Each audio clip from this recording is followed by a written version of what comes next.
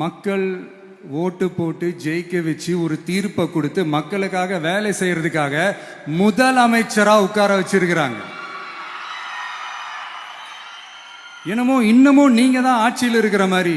விஜய் கரூருக்கெல்லாம் போகக்கூடாது, விஜய் இங்க போகக்கூடாது, அது செய்யக்கூடாது, இது செய்யக்கூடாதுன்னு எனக்கு புரியலையே.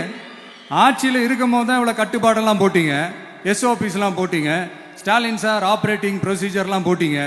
இப்பவும் அதே பண்ணிட்டு இருந்தீங்கன்னா என்ன சார் நியாயம்? இல்லை, நான் தெரியாம தான் கேட்குறேன். இன்னும் கனவுலையே இருக்கிறீங்களா? முதல்ல முழிச்சு வாங்க, ரியாலிட்டிக்கு வாங்க. உங்க ஆட்சியெல்லாம் வீட்டுக்கு போய் டிவிக்கேன்னு ஒரு ஆட்சி வந்து ரொம்ப நாள் ஆச்சு.